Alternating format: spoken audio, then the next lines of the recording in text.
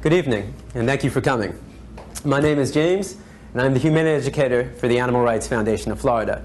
Now, I'm typically giving this presentation to a high school classroom, so my audience is a little different. And same level. Same level. We'll find out. We'll find out.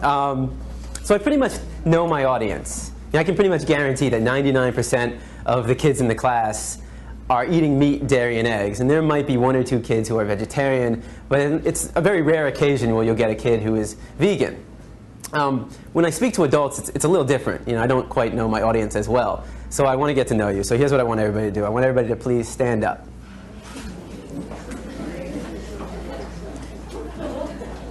All right. Now, if you are vegan, meaning you choose not to eat any meat of the animal, no flesh of the animal, no cows, no chickens, no pigs, no turkey, and no fish, all right, surprise, surprise, a fish is not a vegetable, no dairy, no cow's milk, no cow cheese, no cow butter, no cow ice cream, and no eggs, please have a seat. So if you are vegan, please have a seat. Okay. Now, for the rest of you, you'll have to remain standing for the rest of the presentation. All right, now everybody have a seat. There's another benefit of talking to high school kids, and that's they're not afraid to participate in the presentation. They'll say whatever is on their mind, whether I like it or not. But with adults, it's a little bit harder. It's like pulling teeth. Now, this presentation is designed to be interactive, meaning I want you to actually participate. I want you to engage. I mean, think about the presentation. It's like a Rorschach test. Right? I show you a picture, and you tell me what you see. All right. So the maturity level is the same as high school students. It's a mushroom, people. All right. Now, how many of you have ever seen the movie The Matrix? All right, so maybe more than half of us. Right, for those who haven't seen the movie The Matrix, there's a scene in the very beginning of the film where the main character is presented with two pills, one blue and one red, and he has to make a choice. If he chooses the blue pill, he'll fall asleep, and when he wakes up, everything will be exactly the way it's always been. If he chooses the red pill, he'll finally learn the truth. And I'm here today to give you that red pill.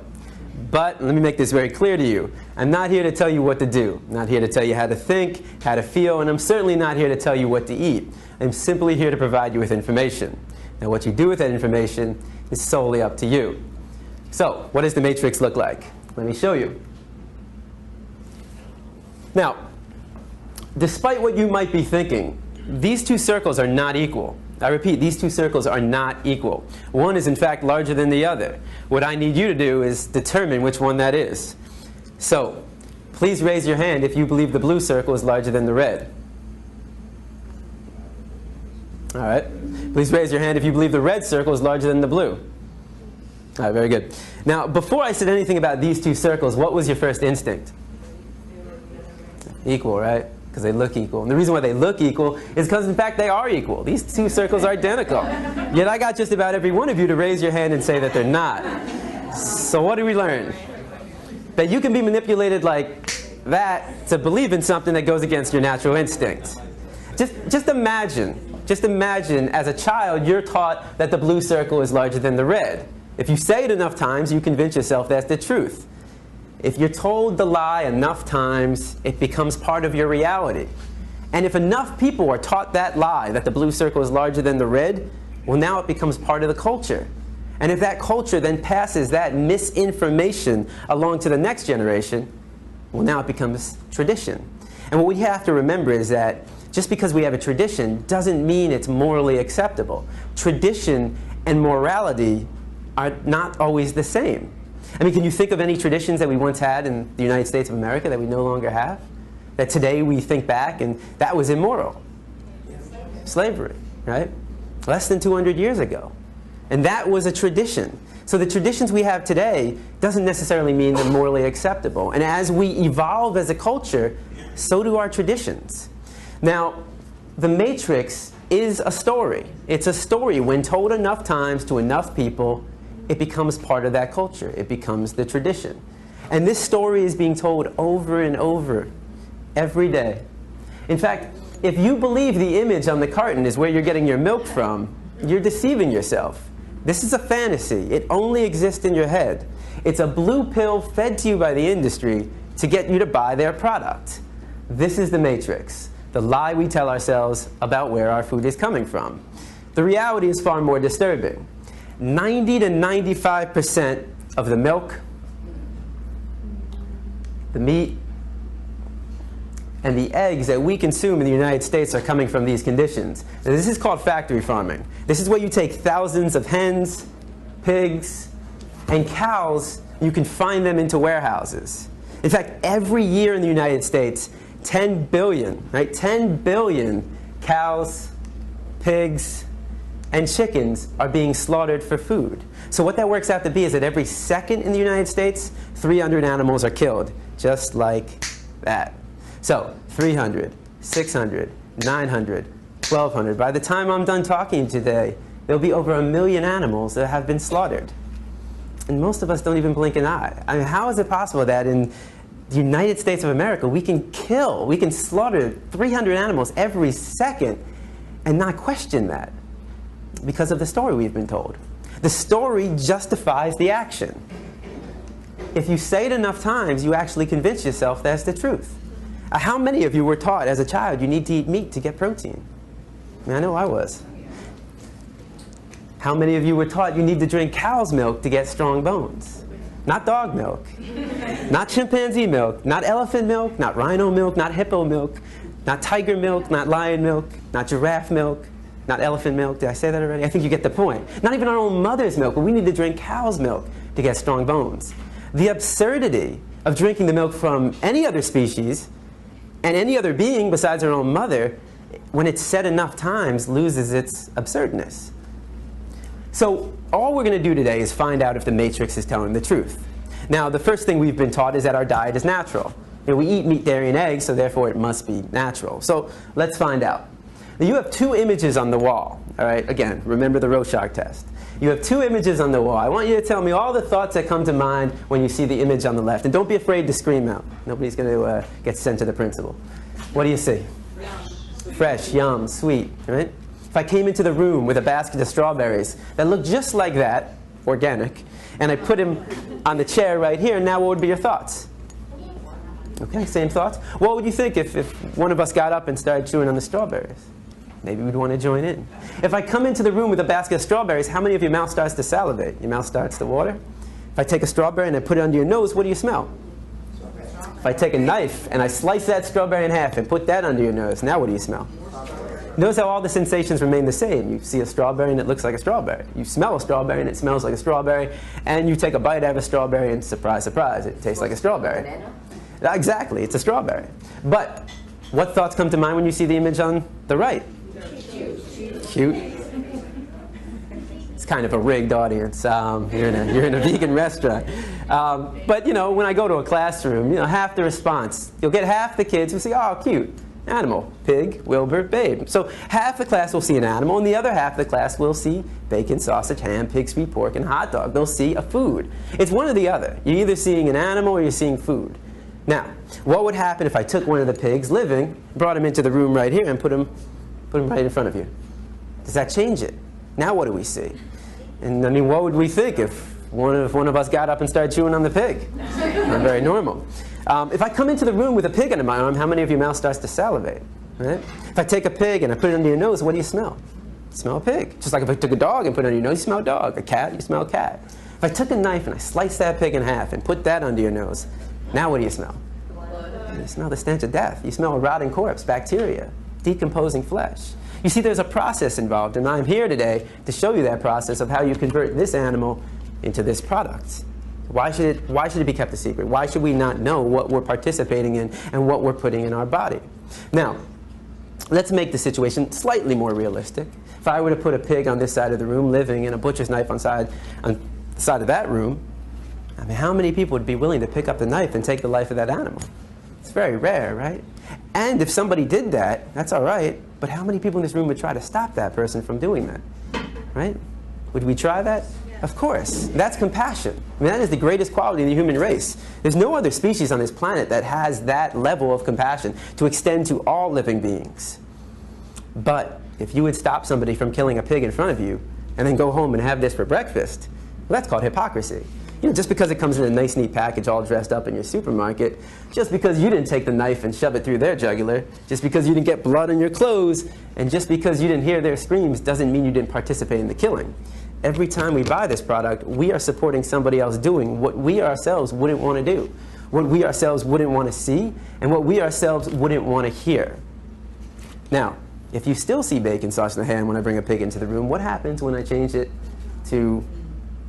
One sec. I'm supposed to like not. There we go. All right. All right. It's the common response. Now, I've never heard anybody say yum. Nobody ever sees dog feet, hot dog. So why not? Why don't we see a food?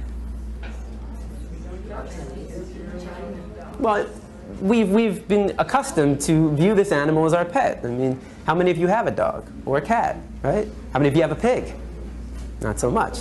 All right, so, but there are other cultures. There are other cultures. Again, the cultural story for us is, this is your pet. In another culture, certain parts of the world, they eat cats and dogs. That's their culture. That's their story they've been told. And how do we feel about that? A lot of people think it's disgusting, right? I imagine every one of you probably thinks it's disgusting to eat a dog. Why would it be disgusting to eat this animal and not disgusting to eat this animal? Why would it be wrong to eat this animal and right to eat this animal? And most importantly, why would it be wrong to kill this animal and right to kill this animal? Culture. It's culture. It's the story. It's the matrix that we've been told. One culture sees this as a pet, this is a food. Another culture might see this as a pet, and this is a food. Another culture might see them both as food. Certain parts of India, the cow is sacred. They would never think about eating a cow in certain parts of India. Is that wrong? Is that unnatural? That's just the story they've been told. But culture is just a story. That's all it is. It's just make-believe. What I'm concerned with is what is natural to the human species. Because every culture has a different story. But you take somebody from Asia, Africa, South America, North America, Europe, and we're all the same species. We're all human beings. So let's take a 3-year-old from any country in the world, and you put that 3-year-old in a room, and you line up 5 animals in front of that 3-year-old. A pig, a dog, a cow, a cat, and a chicken. Do you think the 3-year-old is going to know which one to eat and which one to pet? What's the 3-year-old most likely going to do, or try to do? Play with them all. It's going to try to play with them all. The 3-year-old has to be taught, no, no, no, no. Don't play with him. Eat him. Play with him, pet him. That's what we were taught. We didn't choose our diet. Our diet is a learned behavior. We were raised to perceive this animal as your pet and this animal as your food. But that's not the natural perception. The natural perception is that they're all of our companions. So our parents chose our diet based upon the cultural story. And if you have children, you base their diet on the cultural story being told, which is the same story. Now, let me give you another example. If you take a baby and you put a baby in a crib and you put on the right side a baby chick and on the left side an apple, which one do you think the baby's going to try to play with and which one do you think the baby's going to try to eat? Most likely, I put the inanimate object, in this case the apple, in his or her mouth. And if the baby, you know, most likely will be piqued by the interest of the thing moving, in this case the thing being actually a living being in the chick. Now, if the baby tries to eat the chick, what's the chick going to do? It's going to run away or peck at him. Now, if you walked into a room with a baby in a crib, playing with an apple, and chewing on the head of a live chick, what would you think of that baby? It's like demon baby? You gonna allow that demon baby to play with your baby instead of a play date? Probably not. So if it's not all right for a baby to cause harm to an animal, even when they don't know any better, why does it become more acceptable as we get older, when we do know the difference between an apple and a baby chick? The question is, do we find it acceptable to cause harm to an animal? Well, let's find out. If you don't walk outside right now and you saw somebody taking a baseball bat to a dog's head, what would you do? You take action. At the very least, you'd call the police because you recognize that as a violation of this animal's right to be free from harm. We're all given that right at birth. Every animal on this planet, whether it's a mammal, whether it's an amphibian, whether it's a bird, a reptile, a fish, an insect, we're all earthlings, human beings as well. We are all earthlings. And what do all earthlings have in common? 2 things. We all want to live. We all desire to live. That is what is creates the equality in all of us. We all want to live. And the second thing is we all avoid pain. Those two things make us equal. From the largest land animal on earth, the elephant, to the smallest, the insect, the ant, and everything in between, from the dog, the pig, to the human being, we all desire to live, and we all avoid pain. Now, if you were to walk outside right now and you saw somebody taking a baseball bat to a pig's head, would your emotional response not be the exact same thing? Of course. Because the question for you is, what's the difference? What's the difference between the two? Right? Is there a difference? You might think one is cuter than the other, but that says more about you than anything about these two animals. You know, a lot of kids will say, well, the nose looks different. But I say, but they both got a nose to smell. Some kids will say, well, he's got hooves and he's got paws. I say they both got feet to walk and run. Some kids say, well, his ears are going up and his ears are flappy. They both got two ears to hear.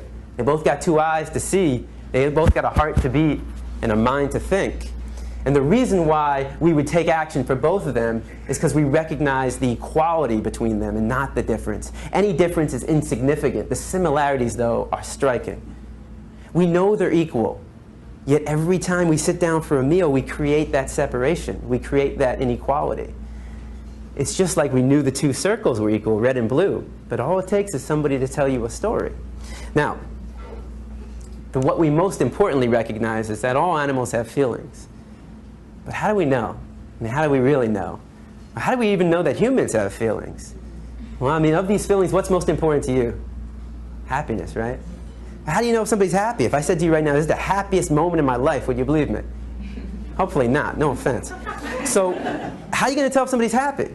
They're smiling, they're laughing. I could take somebody in this room who doesn't speak your language, but you can tell how they're feeling by their expressions, the sounds. It doesn't have to do with a language, though. What about other animals? Well, they wag their tail, they bark, they jump up and down, they play with each other, they lick. So all these are signs of how they feel. What about pain, though? If I said to you right now, my right hand is killing me, would you believe me? I haven't given you any signs. It might, though. It might be killing me. There's only one person in this room who knows if it's actually killing me. That's me, of course. If let's say I was to trip over my feet here, though, and nail my head against the side of this table, start bleeding profusely out of my head, and I'm screaming on the ground, would you believe I'm in pain? Of course, I'm showing the signs. Here's a test. You take your hand, you put it over a flame, what happens? Burns, right? What's your reaction? Pull back and scream. You take a dog's paw, put it over a flame. What's his reaction? Same thing. Pull back and scream. You take a pig's leg, put it over a flame. Same reaction. You take a dog, a pig, a cow, a chicken, a goat, a duck, a horse, a rat, a mouse, any animal that's living, put a body part of the flame, they all have the same reaction. You take a fish out of water, and what's their reaction? Start flopping around. Why? They can't breathe. You want to know what it feels like to be a fish out of water? Have your loved one put your head underwater and not let go. And it really wouldn't be your loved one, though, if they're doing that. That's what it feels like. Of course fish have feelings. They're not vegetables. If you take a vegetable, you take a plant, you take a strawberry, and you put it over a flame, and what happens? It melts. It doesn't have feet to run away. It doesn't have a mouth to scream, a nose to smell, eyes to see, ears to hear, a heart to beat, and a mind to think. And a lot of kids will like to give this one. Before you say, well, plants have feelings, they don't have a nervous system. They don't have a nervous system. Without a nervous system, they can't feel pain and happiness the way that animals and humans can. So the question is, when did we learn this? When did we learn that animals have feelings? Hopefully this isn't the first day that you learned this, right? When you were younger, right? And how did you learn it? Maybe you had a cat or dog. All you have to do is go outside and just experience any of the animals outside. And if they run from you, it means they're scared. If they come up to you, you probably have food or something and they want it. So we understand this through the experiences we have. In fact, think about the books that were read to you as a child, the songs you listened to, and how about the movies? Now think about the movies we show to our kids. What do all these movies have in common? What are they about? What kind of animals? Farmed animals. Even fish are being farmed. You have pigs, chickens, cows, and fish. These are all the animals we eat. What's the common theme in these movies? They're running. Yeah, they're being saved. No animal wants to die. No animal wants to be dinner on your plate. And we root for these animals. You take even the biggest pork eater in the world, he's rooting for Wilbur. Nobody wants to see Wilbur made into bacon at the end of that film. Chicken Run. We root for the chickens. Now, I guarantee there are 1,000 people, watching Chicken Run. Go, chickens, go. While eating a KFC bucket of chicken wings. Because they're not making that connection. Babe. How many kids watch the movie Babe, fall in love with Babe, and then go home and are fed Babe unknowingly by by their parents. So we're teaching kids to love these animals but eat them too. And this is the closest thing you'll come to see their reality in the Matrix, in the story we've told ourselves. And most of the times, unfortunately, the closest thing we'll come to is in cartoon form. And what is it, by Pixar and Disney, nonetheless. But today we step outside the Matrix, and generally speaking, when I go into a high school classroom, I show Meet Your Meat. If you haven't seen this video, if you still are eating meat, dairy, eggs, fish, take a look at meat.org, MEAT.org, and you can see the conditions that these animals live in. Now, I'm not going to show you that. Every time I show it to adults, they just leave. They don't come back. So I'm going to show you a 3-minute video, again, by the same people that put on the first video, Farm Sanctuary. It's 3 minutes. If you don't want to watch it, you don't have to. But this is where 90 to 95% of the meat, dairy, and eggs that we're consuming in the United States are coming from. And I mean, really, if you have a problem watching it, but you don't have a problem eating it, you know, why the disconnect there?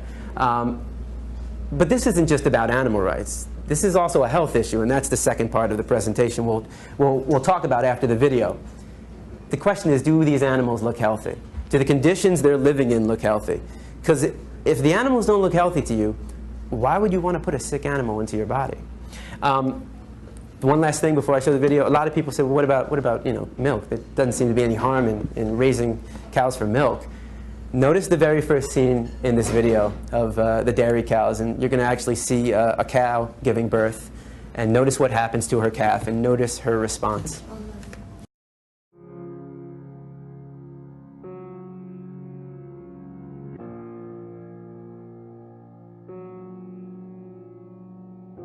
If I could talk to animals that are being confined and abused now in factory farms, I would say I'm sorry for what we're doing to you. I wish it wasn't this way, and I'm doing everything I know to stop it, and hopefully we will be able to stop it. There's not really a whole lot of good you can say. I mean, you just gotta hope that it can stop, and hope that people will recognize the harm we're causing and will choose a different way. Meat, milk, and eggs come from real animals. They don't just come from the grocery store. And these animals desire to live, and they want to be free of pain and suffering and fear. And on today's farms, these animals only know fear and pain at human hands. They never know human kindness. They never know mercy. And when people buy these products, they are unwittingly supporting that type of cruelty and that type of callousness. The workers, they have to lose part of their heart. They have to shut their eyes to certain aspects of what they're doing. Can you imagine what it would be like to cut the throats of animals for 8 hours a day? It's a bloody, violent job, and nobody should have to do it. I don't know what it means that, we can participate in such cruelty without paying attention to it, without caring about it, without wanting to do different. Citizens want to assume that animals will be treated humanely, that there are laws on the books to prevent cruelty, and people are usually surprised to learn there aren't.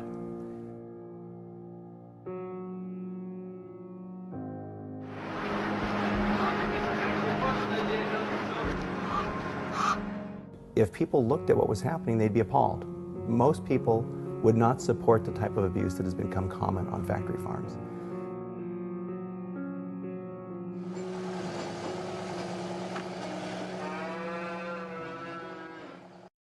The common response is, why is this happening? And there's a very simple explanation for why it does happen. If you were to walk outside right now, if you walk down US 1 and you walk further down, let's say you came to a restaurant that just opened up, right? They were serving cats and dogs. That was their main item on the menu. How many of you would be out there right now protesting? Guarantee, before the day would be over, you would have that place shut down, right? Walk down the street, a few blocks down, you'll come to a steakhouse. I don't see anybody protesting. I don't see that place being shut down. Why? Because Because we've been taught to perceive this animal to be different from this animal. And veganism is simply changing your perception. That's it. That's all it is. You just change your perception. We don't have to participate in this. This is not necessary. A lot of people will say to me, well, what about, if we just created better conditions? What I'm saying to you is it's not necessary to kill an animal. You don't have to kill animals. We don't have to drink their milk. We don't have to eat their eggs. It's just not necessary. I mean, people talk about humane slaughter. How do you slaughter something humanely? I mean, is that like where you rub their belly, give them some milk and cookies, and you chop their head off? If I did that to one of you, would everybody be like, well, at least you died humanely? You can't do anything violent humanely. I mean, if I were to, could I humanely rob you? Humanely rape you? What does humane theft look like? Is that where I come up to you and I say, hey, I need you to do me a favor. I need you to come up here and take your wallet, put it on the table right here. Take all the credit cards, cash, everything, put it on the table right there. Pretty please, with a cherry on top. Would that be humane theft? I mean, would everybody be like, hey, if I'm going to get robbed, I want him to do it? He's pretty nice about it. Of course not. Nobody wants to be robbed. Nobody wants to be killed. Nobody wants to be raped. It's not necessary. Think about it this way. How many of you do not own a fur coat? Raise your hand if you don't own a fur coat. Yeah, that's what I thought. Why? Why don't you own a fur coat? Because it's cruel and unnecessary. Because it's cruel and unnecessary. What about if I said to you, you know what? We're going to take some minks, all right? We're going to raise them for, fur coat. We're going to raise them, but we're going to, give them a lot of room. We're going to cage free range, organic food. They're going to live like kings and queens until we kill them, of course. After a few weeks, a few months, they won't live to their natural age. But we're going to create humane fur. Would that be acceptable? Would you go out and buy a fur coat?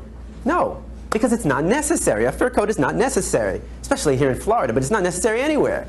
You don't need a fur coat to survive. You don't need to eat animals to survive. It's not necessary.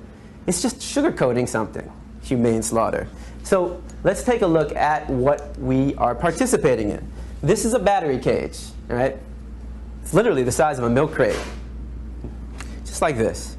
You take 4 to 6 hens, you put them in a crate this size, and you burn their beaks off. Why?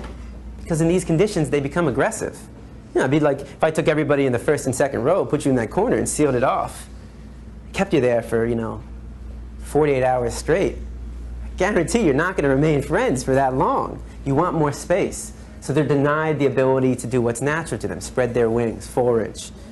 So how does the industry solve this problem? Cage free, free range. I mean, that sounds pretty good. Who in this room doesn't want to live free, right? This is a cage-free farm in Virginia. It's just a label. It's just a label. It makes us feel better about what we're participating in, but it means absolutely nothing to the animal. Cage-free simply means you can take 500 hens and put them in this room. According to the industry, that is cage-free. Question is, what is your definition of freedom? Does this apply? Now, even on the old McDonald's farm that we all have stuck in our head, even if you find that magical farm, and good luck finding it, doesn't matter. Because all male chicks born in the egg industry are thrown out. Literally. Why? It seems kind of wasteful. Why throw out the male chicks? They don't fit into the equation. They don't serve any purpose to the industry. So we cage them, we debeak them, we still cage them, call it freedom though. We can still debeak them in these conditions, and we throw out all the male chicks, whether it's cage-free, free-range, or organic. Whoops, that was the wrong way. All so that we can have this. Well, might as well get to know what it is. What is an egg? A lot of people think it's a baby chick. It's not a baby chick. A lot of people think it's a fetus. It's not a fetus. It's not an embryo, which is good. I mean, I don't know why anybody would want to eat a fetus or an embryo in the first place. So what is it? Well, it's an unfertilized egg. That doesn't sound that bad at all. All right. Well, once a month, every woman in this room, or maybe not every woman in this room, sheds, or at some point, sheds an unfertilized egg. What is that called? Period. Congratulations. You're eating a hen period. It's the menstruation cycle discharge of a hen. Now, I'm not going to eat a woman's period, just like, why should I have a hen period? There's no need to eat any period from any living being. It's disgusting, and, we should call it what it is. I mean, if we were just, when we were young, when we were kids, and, our parents said, hey, you want some scrambled hen periods for breakfast? I'd pass. It's like honey. What is honey? Yeah, it's vomit. It's regurgitated throw up. They throw up for their own cells. They take the nectar, they digest it, and they throw up. And it's for their own cells. They're not producing it for us. We call it honey because who in their right mind would want to buy a product called bee vomit? I mean, you know, you put vomit next to any product in the supermarket, and I guarantee it's not going to sell. Doesn't take a business expert to realize that. All right. What about milk? Well, even your happy cows in California are hooked up to machines. This is the way it is. All right. Now, when does a cow start producing milk? During pregnancy. She starts lactating during pregnancy, right? That's funny. I mean, I've been to a lot of schools, and I'll get even high school teachers who will say, huh, I didn't know that. I just thought there was this magical cow that just produced milk. It's like, okay. All mammals produce milk when they're pregnant. And how does she become pregnant? Well, you know, we like to think they get to have sex, right? At the very least, they get the pleasure of sex. But there's no sex on the farm. The farmer's not going to wait for a cow and a bull to get it on. He's not going to set the mood, light some candles, put on Barry White. It's a business. He's running a business, you know? And the business is not in the welfare of the animal. It's in producing a profit. So how do you get a cow pregnant without a bull? Artificially inseminate them. If you were to artificially inseminate a woman without her consent, what would that be called? Rape. I am not saying a woman is a cow, but I am saying rape is rape. I mean, just look up the definition of rape. Exerting your power over another sexually. So what's your definition of another? Does that only apply to women? How about men? How about other beings? Well, now she's pregnant. She gives birth. What happens to her baby? All male calves born in the dairy industry, like if you were here in the beginning, the Saving Billy, all male calves born in the dairy industry are immediately taken away from their mother, chained by the neck to a crate, deprived of their mother's milk, fed an inefficient diet so that their body become anemic, so lack of iron. They will never be able to turn around, will never see the light of day. Every glass of milk supports this industry. And some people say, well, veal is the cruelest industry, or foie gras, where they shove a pipe down a duck's throat. I mean, cruelest industry. How do you put pain in some kind of like, okay, well, it's pretty bad right here, but it's not so bad here. Pain is pain. Suffering is suffering. Don't categorize it. This is all suffering for these animals. Why do they do that to the male calves? Just like the male chicks, they don't fit into the equation. They don't produce the milk. If you're drinking cow's milk, the only reason is because a calf chained to a box isn't. Now, what about the female calves? They too will be taken away from the mother. Why? Why would the female calf that will grow up to be like her mother, which is a constant cycle of impregnation, birth, and milking, why would she be taken away from the mother? Right, and we want the milk. How do you think it makes a cow feel to have her baby torn away from her? Anybody who's a parent, how would you feel if you had your baby torn away from you? All milk, whether it's organic, meaning they don't put in, the hormones and the pesticides, doesn't matter. All milk is stress milk. That's not something you pasteurize out of the milk. It's part of it. It's part of it's like it's part of the meat, part of the cheese. It's part of what you're drinking. It's stress. Now, biologically speaking, who was a cow producing milk for? Biologically speaking. The baby, not for us. Just like, when your mom was pregnant with you, who was she producing milk for? It was for you. It wasn't your daddy, it wasn't the neighbor, it wasn't the dog or the cat, it was for you. All mammals produce milk for their young. Where do all these animals get their milk from? And when do they stop consuming milk? We're the only species on this planet to take the milk from another animal, and we're the only species on this planet to continue drinking milk after infancy. And if you really don't think it's that weird, because people say, well, you don't eat cheese. Cheese is just spoiled milk. You don't eat cheese. You don't drink cow's milk. That's extreme. That's crazy. Is it really that extreme to not take the milk from another animal? I mean, and if you don't think it's that extreme, if I brought a pregnant woman into the room right now, how many of you would want to drink her milk? You're not a baby. It is extreme. Now, if cow's milk is meant for a calf, if cow's milk is biologically meant for a calf, why would it be necessary for humans to drink? It's not. Cow's milk is no more necessary than drinking dog milk, chimp milk, pig milk, or elephant milk. The only milk you need was from your mother when you were a baby. You're not a baby anymore, and you're not a cow. You're not a calf. Well, what about if I said to you, you're walking in Publix, Whole Foods, Winn-Dixie, maybe Winn-Dixie more likely, and you come across not cow milk, but chimpanzee milk. That's why I said Winn-Dixie. No offense you shop at Winn-Dixie. I can't picture, well, I don't know, maybe Whole Foods. But, all right, so chimpanzee milk, right? How many of you would buy it? Probably not, right? That's disgusting. Why would it be disgusting to take the milk from one animal, but not disgusting to take the milk from another animal? In fact, if you're drinking cow's milk and you find chimpanzee milk, I'd say make the switch. It makes more sense. Why would it make more sense to take the milk of a chimpanzee? Hey, look, if you're going to take the milk from any animal, wouldn't you want to take the milk from an animal that shares 98% of our DNA, 99%? I mean, doesn't that seem to be the logical conclusion? I choose you. That would seem the logical conclusion. What about your dog? If your dog was pregnant right now and I said, I'll pasteurize your dog's milk, would you want to drink it? That's disgusting and that's absurd. It is disgusting and absurd. No more disgusting and absurd than drinking cow's milk, though. In fact, if you have a dog, it actually makes more sense to drink dog milk than cow milk. Why is that? Well, how many of you have a large dog? Okay. How much does your dog weigh? 110. Wow, what kind of dog? What kind of dog? American Bulldog. There we go. All right, 110 pounds. That's pretty close to the human weight, right? 110 pounds? That seems to make sense. This animal weighs 2,000 pounds. Why put a product meant for a 2,000-pound animal into this? The baby doesn't even know why. All right. A baby on average weighs 7 pounds at birth. I really don't know where I'm supposed to be pointing this. It's like a magical wand. There we go. A calf weighs 90 pounds at birth. At birth, 90 pounds. Baby, 7 pounds. Calf, 90 pounds. The calf will grow to 500 pounds in under a year, in 9 months. 410 pounds in under a year. What makes them grow so large so fast? The milk. But of course they're not getting the milk, and if it's not organic, what are they getting? Hormones. They're getting steroids. Again, that's not something you pasteurize out of the milk. And how do you keep animals healthy in these conditions? You pump them up with antibiotics. 70% of the antibiotics produced in the United States are fed to farm animals. That's not good. Right? That is not good. You wonder why so many people are dying in the hospitals. They get some infection and they take these antibiotics and they don't work anymore. So how do we actually justify putting a product meant for a 2,000-pound animal? They grow to 2,000 pounds in 2 years into this.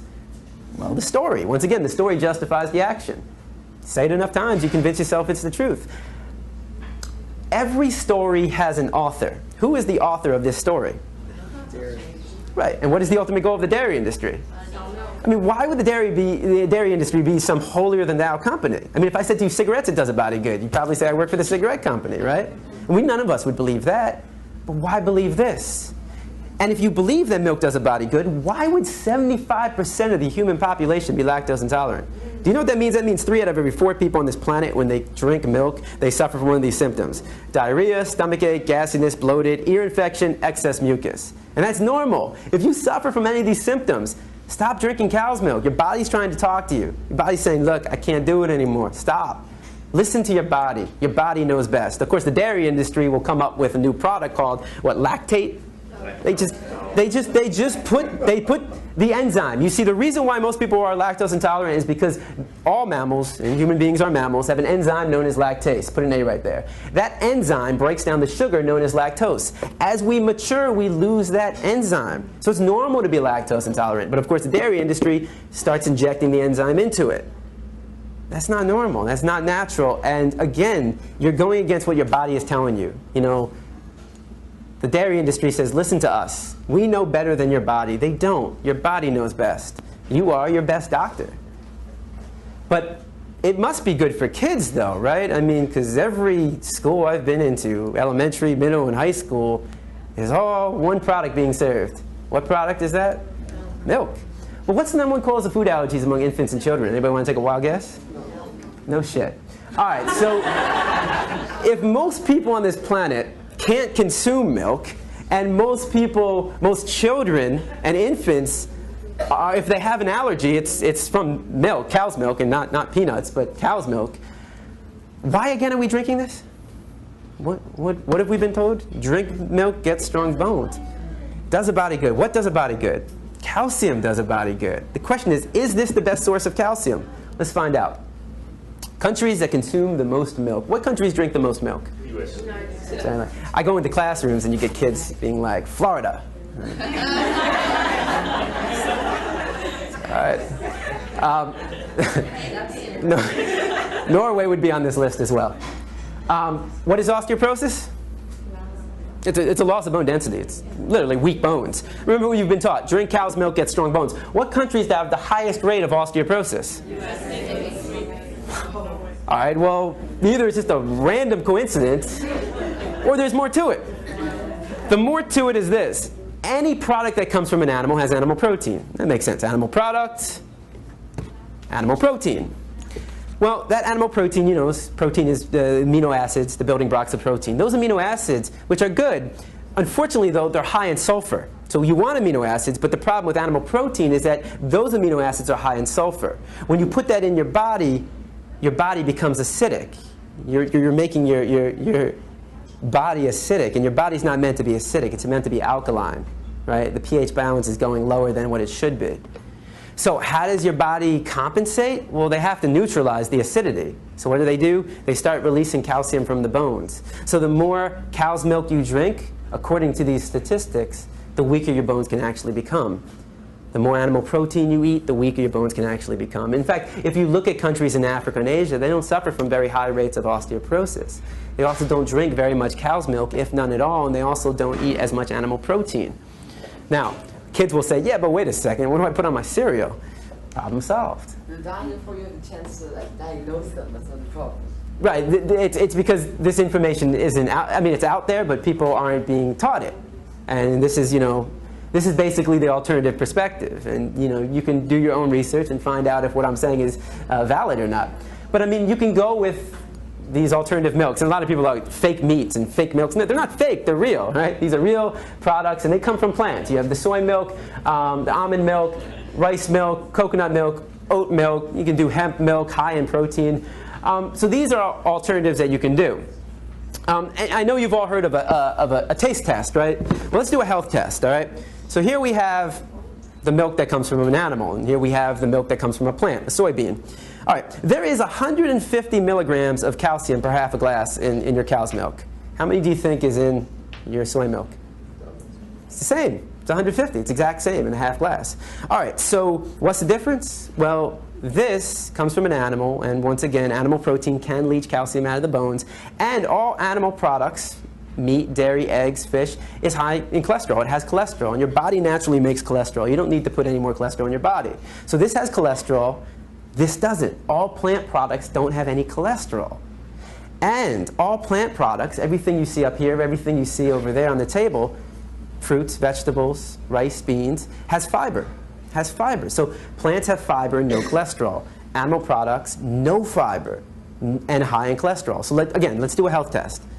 High in cholesterol, no fiber. High in fiber, no cholesterol. Which one do you think is the safer choice? I rest my case. All right.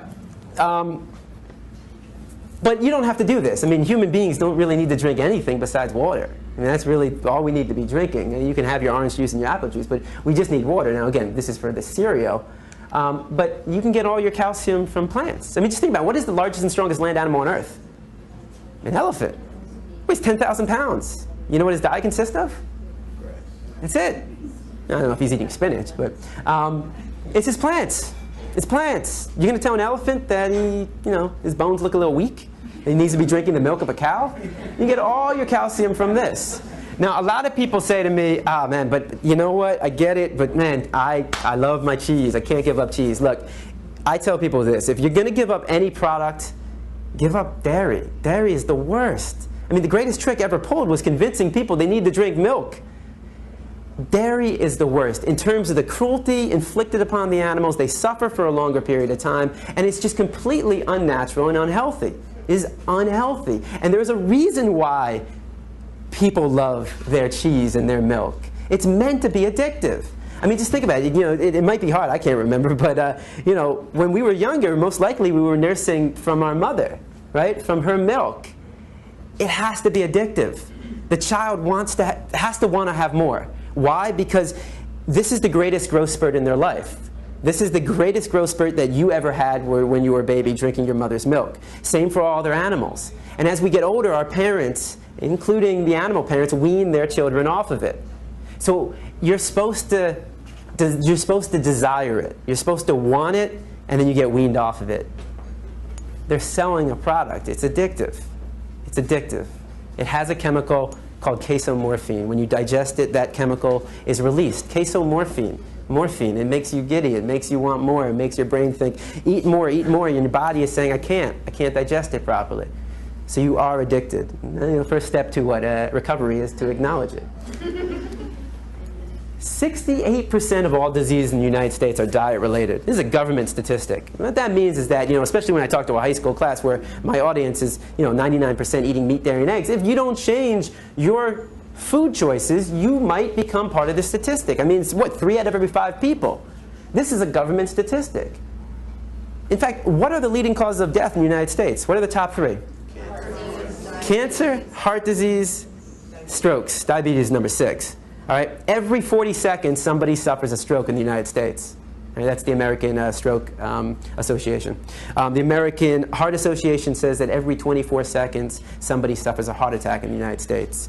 And the Institute for Cancer Research says that every day, 3,400 people in the United States are diagnosed with cancer. 3,400 people every day, new people. How many people in this room know somebody or knew somebody who has or had cancer? Raise your hand. Take a look around you. Isn't it, we find this a little disturbing?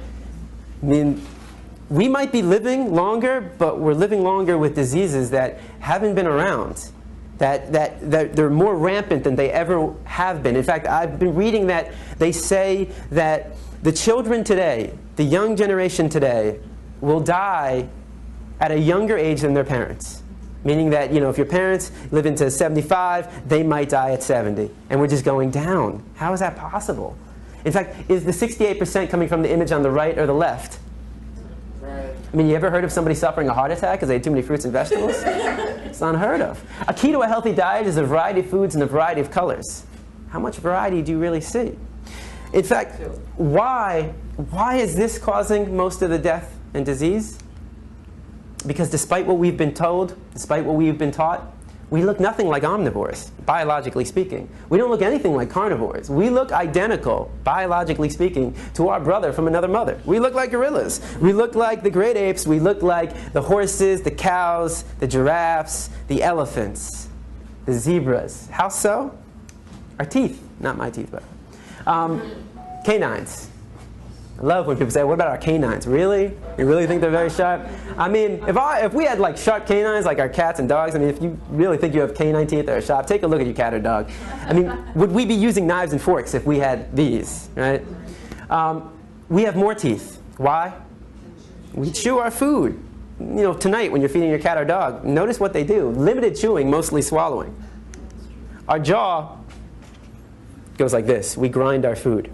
Their jaw opens up wide. In fact, if you want to know what humane slaughter looks like, here it is. Look at the animal kingdom. The fastest land animal is the cheetah. It goes 70 miles per hour. Now, a tiger can go about, I think it's about 35, 40 miles per hour. It's pretty quick. Then you have the deer, the antelope, the gazelle. Not as fast, right? So you have carnivores, tiger, cheetah, jaguar, and then you have the deer, antelope, and the gazelle. So herbivores, carnivores. Now, the carnivores are quicker.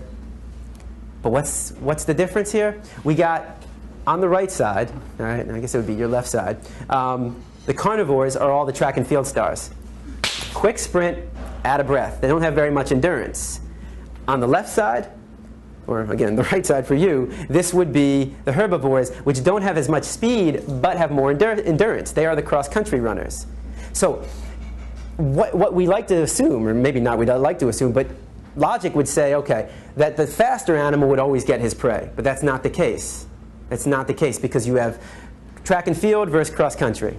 So that means that the tiger is only successful in the hunt 20% of the time. That means 8 out of every 10 deer will escape the slaughter.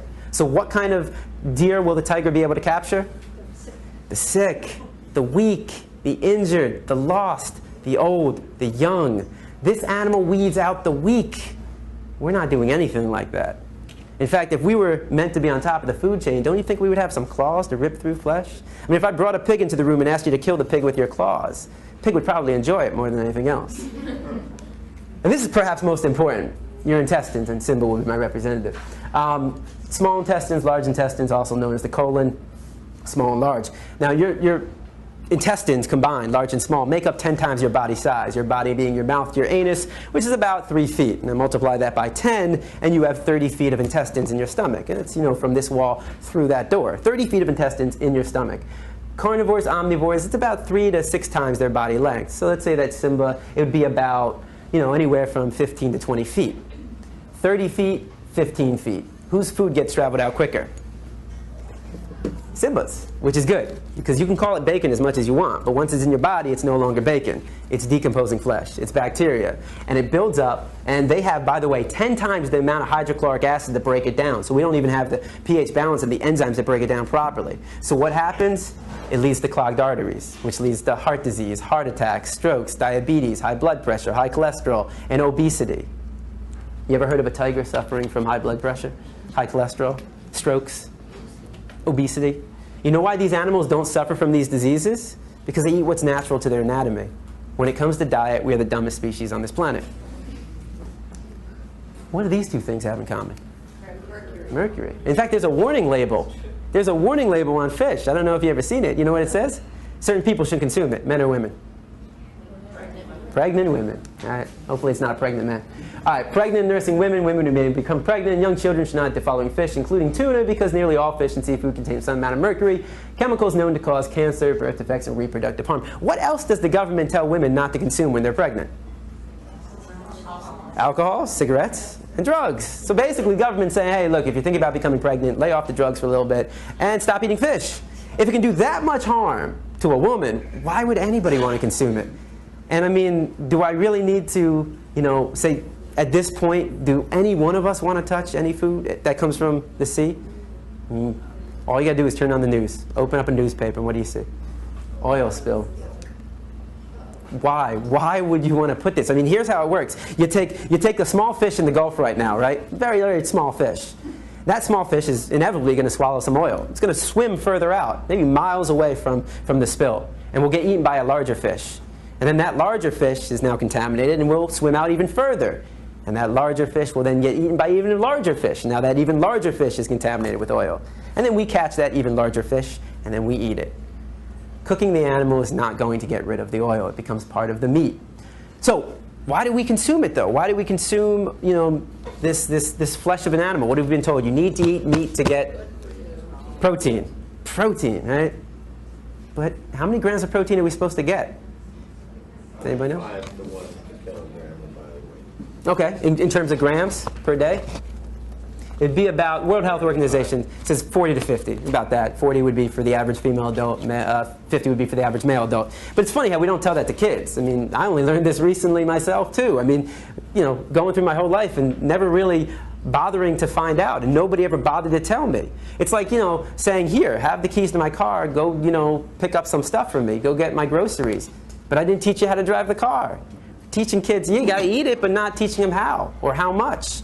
Now, again, let me show you how easy it is to get protein, all right, especially here in the United States. All right, your standard American diet for breakfast, you got your bacon, you got your cow's milk, and you got your hen periods. All right, how many slices of bacon would you want? Now, I know you might not eat bacon now, but how many slices do you remember as a kid, maybe? Maybe 2? Okay, each slice has 5 grams, 2 times 5. All right, how many eggs would you want? 2. Each egg has 6 grams. So what do we got? 12 plus 10? 22. How many glasses of milk? 1 glass. Each glass is 8 grams. So you are at what? 30. You're not even done with breakfast. That's not including the toast with cow butter you might put on it. So you're not even done with breakfast, and you're almost at the limit. The average American does not need to worry about getting enough protein. They need to worry about getting too much protein. That's why the United States has the highest rates of obesity in the entire world. All right? I mean, people all the time say, James, wait, you don't eat meat. Where do you get your protein from? Like all of a sudden, like, holy shit, like it's all of a sudden dawned on me, like, I have been without protein for the last 8 years. Let's go to McDonald's and get a Big Mac. Like I'm about to fall down or something or pass out. Have you ever heard of somebody in the United States suffering from a lack of protein and going to the hospital? It's unheard of. It's funny, even dealing with kids, I have a kid say, I tried to go vegan for a day and I got really sick. It's like, what? It's like people say, oh, I know somebody who was vegan who was sick. Really? I know tons of meat eaters who are sick. I mean, yeah, you can be an unhealthy vegan. What I'm telling you is it doesn't matter if you're eating meat, dairy, eggs, fish, or you're eating a plant-based diet, you should know what you're putting in your body. You should know how many grams of protein you're getting. You know the amount of iron, calcium that you're getting. And by the way, people say omega-3 from fish. You can get that from the seeds, the nuts. You can get that from other things. Flax seeds is a very good example. Think about this. These are the largest and strongest land animals on Earth. And what does their diet consist of? Plants. You're in good company if you're only eating plants. And what's so ironic about this is that the largest and strongest land animals, not only do they not just eat a plant-based diet, they also live the longest. I mean, this animal can live to 70 years. They can live to about 50 to 60 years. The gorilla about 50 years in the wild. And their diet consists of nothing but plants. I mean, you're going to tell any of them they're missing out in protein? I mean, this animal has 10 times the upper body strength of the average male adult. And where is he getting all his protein from? From this. His diet consists of roots, shoots, bamboo, and banana. He's getting all his calcium, all his iron, all his vitamins, all his minerals, the amino acids from this. You get everything. Everything. Here's the new food pyramid, all right? There's two things. Your body is like a machine, okay? Think of your body as a machine. You have to put the proper fuels in it to get it to work properly. If you don't put the proper fuels, it ain't gonna work. And if you put fuels that aren't as good quality as others, that will lead to heart disease, cancers, strokes, diabetes, obesity, high blood pressure, high cholesterol. It's like if you take a Porsche and you fill it up with diesel, what happens? You just screwed your car up, right? And I guarantee, what are people going to say to you when you say, hey man, I put diesel in my car today? You know what they're going to say to you? I guarantee they're going to say, what the fuck is wrong with you? No offense. When somebody puts a hamburger in their mouth, nobody's saying, what the fuck is wrong with you? Stop. Stop. All right? You get everything. All right? I know I said think of your body as a machine. Now think of your body as a house. I love analogies. Think of your body as a house, right? To build a house, you got to start with a foundation. You can't start with the roof. Here's the foundation. This is the foundation. This is where all of it starts. The fruits and vegetables. Keto, healthy diet, variety of foods, a variety of colors. You get everything from this, right? And then you build your walls with the legumes, the beans, and you got the whole grains, the wheat, the pasta, the spaghetti, the rice, the breads, and on top, your roof. You got your nuts and seeds. You can get everything from this, everything. All your vitamins, A, B, C, vitamin D from the sun. You get all your calcium, all your iron, your omega-3, all your protein, the amino acids. Everything from this, everything. Now I know I'm a skinny white dude with glasses telling you to get enough protein, but these guys aren't skinny. Only one of them's white. So as you can see, these guys, their diet consists of no meat, no dairy, no eggs, no fish. There might be some variations. Tony Gonzalez, he might be eating fish. Don't hold me to it. But I know Prince Fielder, who is your 2009 home run derby king, no meat, no dairy, no eggs, no fish. Mac Danzig, who fights in The Ultimate Fighter, he's season 1 champion, UFC fighter, no meat, no dairy, no eggs, no fish. So you can still excel at your sports. You can still gain muscle mass on a plant-based diet. Again, just remember the gorilla. So what do they eat? Instead of dairy, everything a meat eater, a dairy eater, an egg eater eats, I eat as well. It just comes in plant form. No cruelty involved, no cholesterol, high in fiber. And these are all the processed food. This is the transition food. This is where you go when you go from eating meat, and you're making that switch. Instead of poultry, instead of beef, garden burger, veggie burger. Right here, what you see up here, this is one of the best items on the market. And again, not like the healthiest food in the world, but certainly better than your meat. This is called the riblets. I want you to try. If you haven't tried this, go to Publix, Whole Foods. You can get all this food at Publix and Whole Foods. And it's really amazing. If you try it out on your family, you don't tell them it's meat. I'd love to see the response they give. It really is good stuff. And remember, all meat, dairy, and egg products go through a process. All right, it doesn't just magically form. In this case, the process involves killing, cooking, pasteurization, refrigeration, freezing, and we cannot forget the all-important seasoning. I mean, I remember going to McDonald's as a child, and I didn't just get a slab of meat. That slab of meat had herbs and spices put into it, was put on a grill, cooked, and then it came to me with a bun, lettuce, tomatoes, ketchup, mustard, and onions, and a pickle. What are all those things made out of? Plants. We put condiments, spices, and herbs on the meat to make it taste better. In fact, what would meat be without plants? Just be a dead animal. Be a carcass on your plate. It would be no different from roadkill.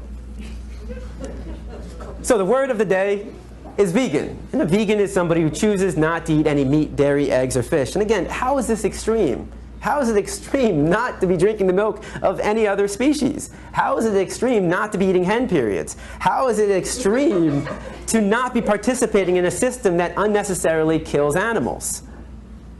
A lot of kids say, man, even after all this, they're still like, what do I eat as a vegan? Now, all these products are vegan. There's no meat, no dairy, no eggs, but this is all crap. This is unhealthy.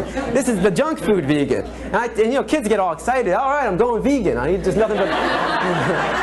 It's like, God only knows what they're telling the parents. You know, if your diet consists of nothing but Oreos, Skittles, Airheads, Fritos, Sour Patch Kids, and Big League Chew, you're gonna die. This is unhealthy. I don't know if kids hear that, but you know, all right, I'm gonna live. On a healthier note, you know, you have your scrambled eggs, I have my scrambled tofu. Pancakes, you don't have to use cow milk, use soy milk, oat milk, rice milk, almond milk, coconut milk, hemp milk, fruits and vegetables. Spaghetti, pasta, refried beans. You even have vegan sour cream, guacamole, comes from the avocado. Soy cheese, rice cheese, they even have this magical cheese I'll get to in a sec. Veggie burger, veggie dog. Cupcakes, they have egg replacers. I think I'm gonna have them up here. So you can replace the eggs with bananas, applesauce even. You can use soy milk, oat milk, more flour, water. Coconut milk ice cream, one of the best ice creams in the world. Again, not healthy, but you know, healthier than cow milk ice cream. You know, I've always said to people, hey man, if you can put a man or a woman on the moon, how hard is it to make a cheese that doesn't come from a cow or, you know, a goat? Like, how hard is it to make a vegan cheese? Well, they heard me. This is called Daiya cheese, actually. And its great thing is no soy, no rice. It's actually made out of tapioca and arrowroot flour. I know that's not making your mouth water, but man, it is good. Here's another example of where you can get your protein from. This is a vegan sausage. It's about that big. It's the size of this remote. And there's 4 in a package. Each one of these has 29 grams of protein. And again, the healthiest food you can eat is the whole foods. I don't mean the supermarket. I mean the fruits, the vegetables, the rice, the beans. You know, stuff that's fresh. That's not processed. The last thing I do want to show you is another video. This is a happier video, and this is the whole idea of change in perception. I know I'm keeping you here, Jesus, longer than you probably wanted, but this is a really beautiful story, and I hope you enjoy it.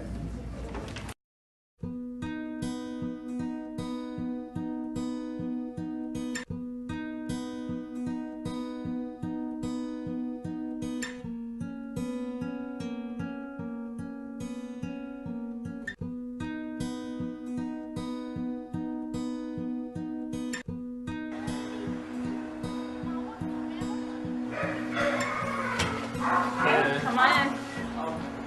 There she is, beautiful girl. She was tagged for slaughter, and that would have been her fate, but she wanted to live, and so she literally ran for her life, and now she'll live out her life at Sanctuary. It's interesting how the public responds when one individual animal, you know, makes a run for her life. They end up making headlines on national news. People's hearts go out to this one individual animal. The cruelty that happens to farm animals is largely hidden, you know, behind factory farm walls, and people aren't aware of it. When you look in her eyes, you know, everyone wants the best for her once they get to know her. And when people are able to identify with an individual and look her in the eye and see that she's a living, feeling being who has a will to live, then people care. I've been working here with Animal Care and Control for almost 9 years. This morning was really astonishing to me. All of a sudden, it dawned on me, this sweet, innocent cow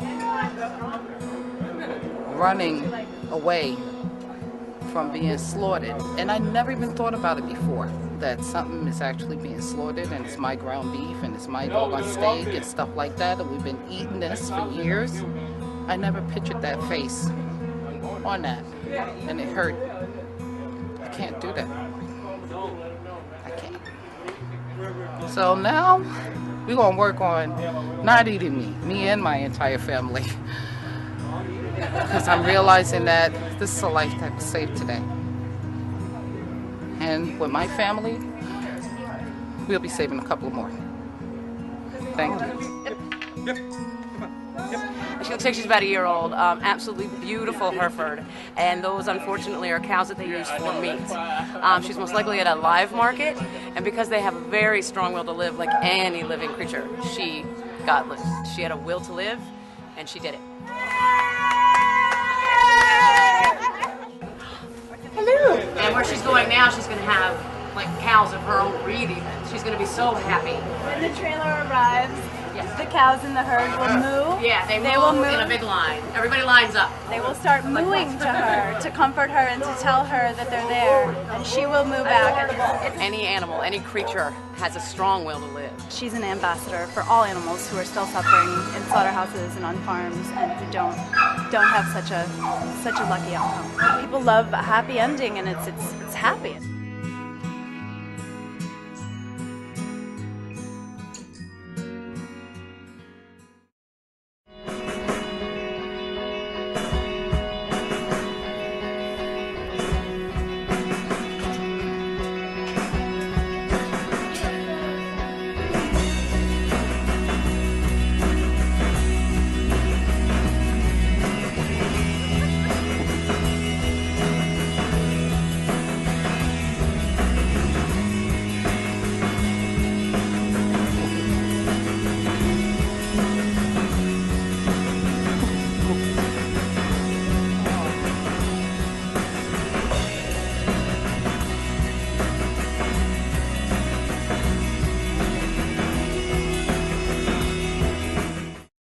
I've seen that like 100 times and I still get goosebumps.